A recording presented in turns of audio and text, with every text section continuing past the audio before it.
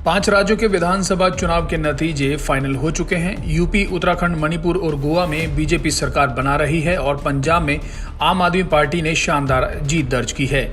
लेकिन इस चुनाव की उठापटक में कई बड़े चेहरे हार गए हैं जो चुनाव प्रचार में अपनी पार्टी के लिए उम्मीद थे या बड़े दावे कर रहे थे।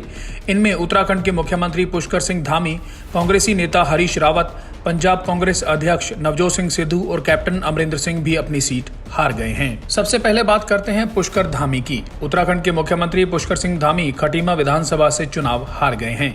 बीजेपी ने धामी के चेहरे पर ही चुनाव लड़ा था।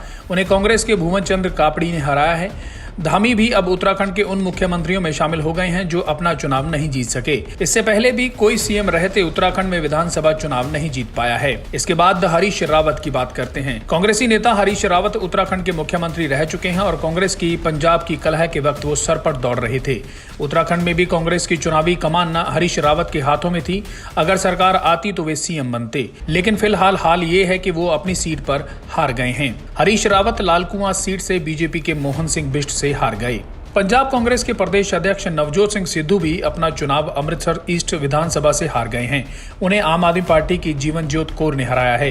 नवजोत सिंह सिद्धू की वजह से ही कांग्रेस में इतनी रार रही। वो अपनी ही सरकार के खिलाफ कई बार खड़े दिखाई दिए। कैप्टन अमरिंदर सिंह को उनकी वजह से निकलवाया गया। अंत में उनके कहने पर ही मैनिफेस्टो बनाया गया। मतलब चुनाव में कांग्रेस चन्नी से ज्यादा सिद्धू के भरोसे थी, लेकिन वो अपनी ही सीट नहीं बचा सके।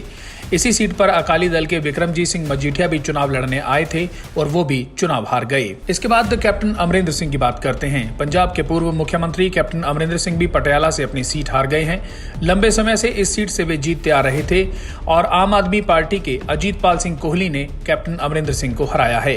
कैप्टन अमरिंदर सिंह ने कांग्रेस से अलग होने के बाद अपनी पार्टी बनाई थी और बीजेपी के साथ गठबंधन करके चुनाव लड़े थे, लेकिन अपनी सीट बचाने में वे नाकामयाब रहे। वहीं पंजाब में 111 दिन तक सरकार चलाने वाले मुख्यमंत्री चरणजीत सिंह चन्नी के कार्यकाल को पंजाबियों ने 2022 के चुनावी रण में सिरे से नकार दिया।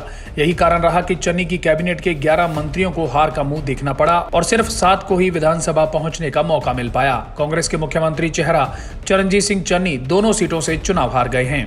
आपको बता दें कि भदौड़ विधानसभा हल्के से मुख्यमंत्री चन्नी को हराने वाले आप प्रत्याशी लाभ सिंह मोबाइल रिपेयर की दुकान पर काम करते हैं। उनकी मां एक स्कूल में दर्जा 4 कर्मचारी है। मुख्यमंत्री को हराने के बाद उनकी चर्चा खूब हो रही है। अब बात उत्तर प्रदेश की। उत्तर प्रदेश के स्वामी प्रसाद मौर्य भी चुनाव हार गए हैं। स्वामी प्रसाद मौर्य चुनाव से ठीक पहले मंत्री पद छोड़कर बीजेपी से अलग होकर समाजवादी हो गए थे और पूर्वांचल में जमकर प्रचार किया था। हेलीकॉप्टर से प्रचार करने वाले पूर्वांचल में ओबीसी वोटों का दम भर एसपी को जीत दिलाने का दावा करने वाले स्वामी प्रसाद मौर्य अपनी सीट पर ही नाकामयाब रहे। उन्हें बीजेपी के सुरेंद्र कुमार कुशवाहा ने हरा दिया। वहीं कृषि कानूनों को लेकर भाजपा से अलग होकर पंजाब में बसपा के सहारे चुनावी अखाड़े में उतरा श्रोमणी अकाली दल हाशिए पर आ गया है। पार्टी के संरक्षक प्रकाश सिंह बादल, पार्टी अध्यक्ष सुखबीर सिंह बादल सहित पार्टी के कई बड़े नेता चुनाव हार गए हैं। कृषि कानूनों के मुद्दे पर पहले सहयोगी दल ने भाजपा का पक्ष लिया था, लेकिन किसानों और जनता के दबाव के कारण अकाली दल को यू टर्न लेना पड़ा। हरसिमरत कौर बादल को केंद्रीय मंत्री पद से इस्तीफा देना पड़ा। इसके बावजूद अकाली दल लोगों के बीच अपनी पुरानी प्रतिष्ठा को बरकरार नहीं रख पाया। 11 बार जीत चुके और 5 बार मुख्यमंत्री बने प्रकाश सिंह बादल और उनका बेटा सुखबीर बादल दोनों चुनाव हार गए। लोगों ने अकाली दल की पारिवारिक राजनीति को नकार दिया। बादल परिवार 1957 के बाद पहली बार विधानसभा पहुंचने में असफल रहा है। वहीं चुनाव में अकाली दल 4 सीटों पर ही सिमट कर रह गया है। ब्यूरो रिपोर्ट, सच कहूं।